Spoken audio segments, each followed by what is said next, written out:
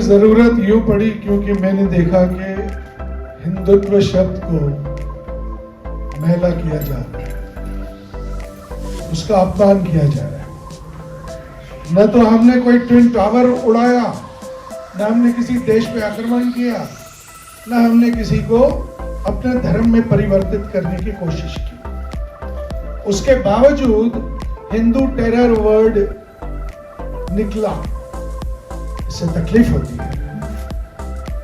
हिंदुत्व को देश विदेश में कुछ लोगों ने बदनाम करने की कोशिश की, बल्कि यहां तक कहा गया कि हिंदुइज्म तो बड़ा पीसफुल शब्द है, हिंदुइज्म फॉलो करने वाले लोग बड़े पीसफुल होते हैं, हिंदुत्व फॉलो करने वाले लोग बहुत ही हिंसक होते हैं। तकलीफ तो होती है। इसलिए मैं आप सबसे ये कहना चाहता हूं, ये फिल्म नहीं, मैंने फिल्में तो बहुत लिखी हैं, बहुत बनाई हैं, टेलीविजन शोज लिखे हैं, बनाए हैं, लेकिन ये फिल्म नहीं है। ये मेरे दिल से निकली भड़ास है, मेरा गुस्सा है कि how dare you malign something which is सनातनी, which is my way of life, जिसने हमें वेद दिए, पुराण दिए, माँ गीता दी, अष्टवक्र की गीता दी, योग दिया, ध्यान दिया, और ध्यान में करता हूं, मैं 20 साल से ध्यान करता हूं। तो आप उसका मजाक बनाएंगे, आप अपने रोटी सेकने के लिए सियासत की, आप उस जड़ को जिससे मैं पला बड़ा,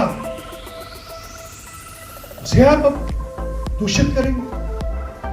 and the other thing is that अगर हिंदुत्व को बदनाम किया जाएगा तो हिंदू भी बदनाम होता है, और हिंदू बदनाम होता है तो इसका मतलब है हिंदू हिंसक है। हिंदुत्व है क्या? हिंदुइज्म की लिटरल ट्रांसलेशन है। तो अगर आप हमारे देश को मलाइन करेंगे, बदनाम करेंगे, हिंदू को बदनाम करेंगे, जो कि मेजॉरिटी है, कम्युनिटी है इस देश की, तो आपको नहीं लगता कि जो FDIs आ रही है हमारे देश में, उन पे असर पड़ेगा? So it is a way not only because of religion, because of perception, but it is also economics. Sir हमने ट्रेलर देखा, चलो काफी अच्छा लगा ट्रेलर। इसमें ऐसा नहीं लगता कि एक राष्ट्रीय राजनीतिक पार्टी का कुछ एक एजेंडा टाइप का जैसे जो है? वो मैं क्लियर कर दूं, वैसे एक वरिष्ठ नेता RSS के, उन्होंने ये ट्विटर पे, वो मुझे बहुत ज़्यादा जानते तो नहीं, लेकिन उन्होंने मेरी फिल्म का ट्रायल देख लिया मुंबई में जब मैं वहाँ नहीं था। उन्होंने ये क्लियर कर लिया कि ये इंसान ना RSS से है, ना BJP से है, ना किसी पार्टी से है, ना किसी कम्युनिटी से है। तो इन्होंने संगठन से, तो इसने अपने बलबूते पे ये फिल्म बनाई है, खुद अपनी सोच से ये फिल्म बनाई है। दूसरी बात मैं आपको ये कह दूं कि मैंने अगर ओशो को कोट किया, अगर मैं सदगुरु को कोट करूंगा, अगर मैं इस तरह के महान नेताओं को, नेता तो नहीं, गुरुओं को, धर्म गुरुओं को, चाहे वो रमन्ना महर्षि हो, तो अगर इनको कोट करूंगा तो मैंने अपना हिंदुत्व इनसे सीखा है। और अगर श्रेय जाता है इस फिल्म बनाने का, आपको चाहे अच्छी लगे चाहे बुरी लगे, वो अलग बात है, तो वो इन धर्म गुरुओं को जाता है, ओशो को जाता है, सदगुरु को जाता है, रमन्ना महर्षि को जाता है, और इस तरह महागीता और अष्टवक्र गीता को जाता है। तो ये बात बहुत क्लियर है कि ये पॉलिटिकली नहीं, but it is socially motivated.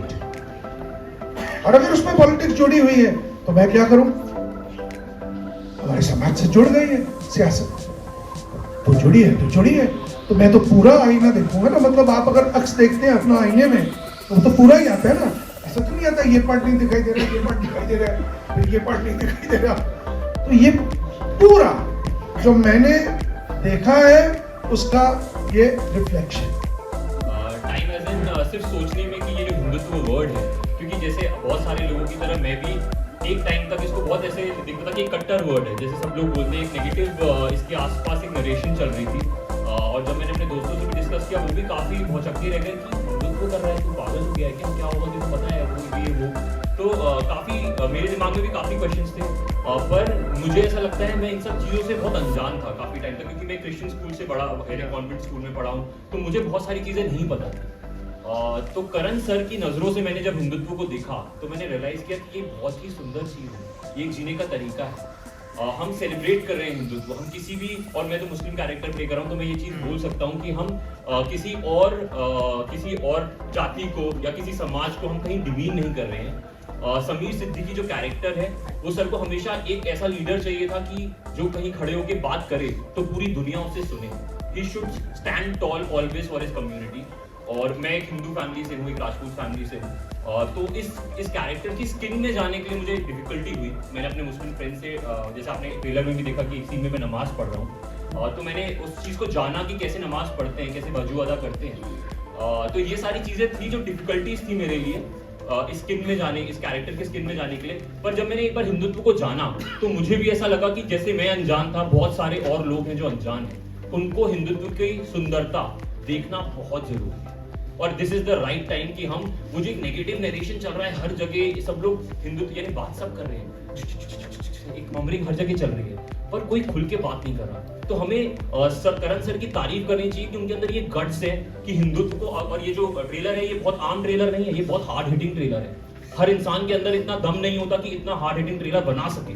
तो ये करण सर की एक, इनके अंदर गट्स है कि मैंने आज ये मोर्चा उठाया है तो मैं इसे निभाऊंगा। Then this is just chapter 1, तो कहानी तो अभी बाकी है मेरे दो। सबसे पहले जब मैं करण सर को पहली बार मिलने गई उनके ऑफिस, मुझे बस ये पता था कि करण सर ने मुझे एक फिल्म की मीटिंग के लिए बुलाया है। उसके अलावा मुझे कुछ नहीं पता था, ना मुझे फिल्म का टाइटल पता था।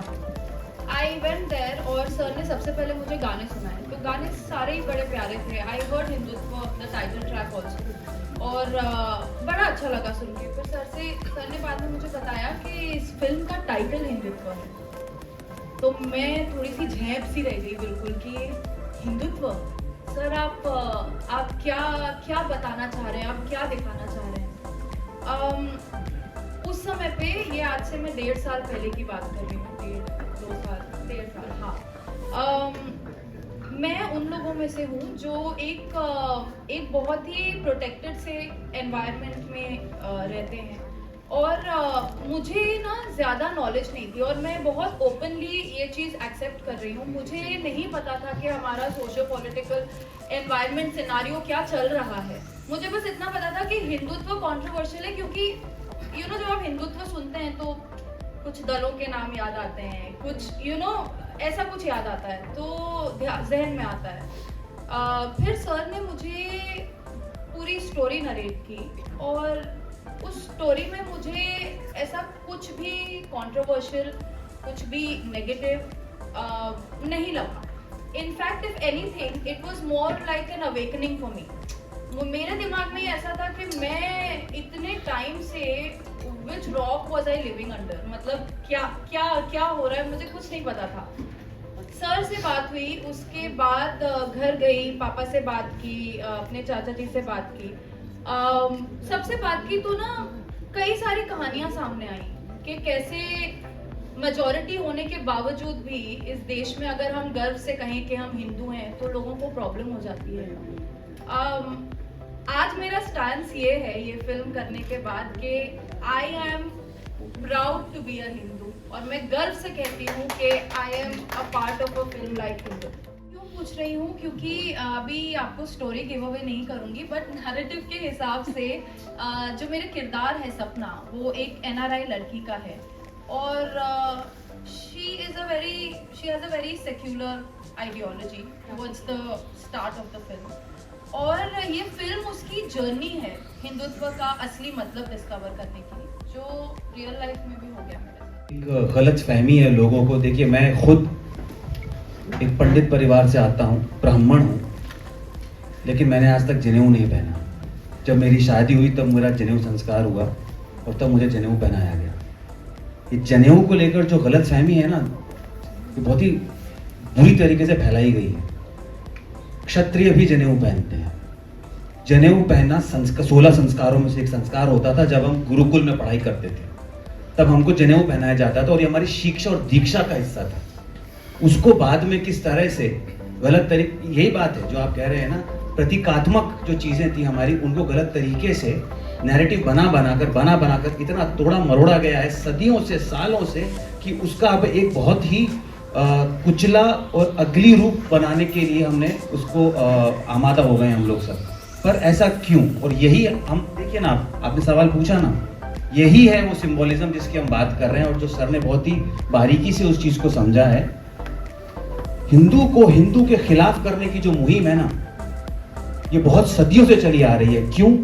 क्योंकि जब जब हिंदू अपने दूसरे हिंदू से अलग हुआ है, हम गुलाम हुए हैं, और जब जब एक हिंदू दूसरे हिंदू के साथ खड़ा हुआ है, हमने आज़ादी प्राप्त की है। हम बहुत बात करते हैं कि यहाँ पर हिंदू मुसलमान, गंगा जमुना जमुनी हमारी तहजीब है। गंगा जमुनी तहजीब बनानी पड़ी ना, बनाई किसने? वो हिंदुओं ने बनाई।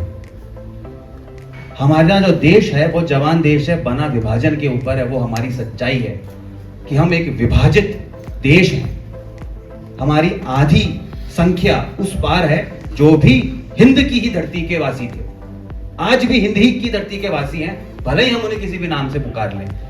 हम उसी सिंधु घाटी सभ्यता के वंशज हैं, और वो भी उसी सिंधु घाटी सभ्यता के वंशज हैं। पर बिकॉज आतताई आए, इतने आतताई आए, और उन्होंने इतनी सारी चीजें हमारे साथ कर ली क्योंकि हम सहिष्णु थे। और अगर हमें आगे विश्व गुरु बनना है, और अगर हमें अब फिर से विभाजित नहीं होना है, एक रहना है, तो हमको इस बात को एक्सेप्ट करना पड़ेगा। सबसे पहले तो कि हमें एक दूसरे से नहीं लड़ना है। हम आजकल मनुस्मृति का नाम ले लेंगे, कुछ भी बना देंगे, और उसका नैरेटिव बिल्ड कर देंगे, और बोल देंगे कि भाई साहब आप तो अलग हैं, हिंदू को हिंदू से अलग कर दिया गया है। अगर हम एक साथ खड़े हैं, भाई साहब दुनिया में ऐसा कोई देश नहीं है जो हमें छू भी सकता है किसी भी तरह से, और हमेशा हमको इसी बात से अलग रखा गया है, डिवाइड करके। जहां तक इतिहास मुझे पता है, हिंदुत्व शब्द वीर सावरकर से जन्मा, शायद उससे पहले जन्मा हो, लेकिन जो हिंदुइज्म है, हिंदुइज्म कहां से है? शैली है ना। तो हिंदुत्व क्या है? उसका लिटरल ट्रांसलेशन है हिंदुइज्म का हिंदुत्व। हिंदू धर्म तो नहीं हो सकता हिंदुइज्म का ट्रांसलेशन, क्योंकि ये धर्म तो है ही नहीं। अभी आप पिक्चर में धर्म की बात आ रही है आपकी। तो मैं तो कह रहा हूं धर्म है ही नहीं।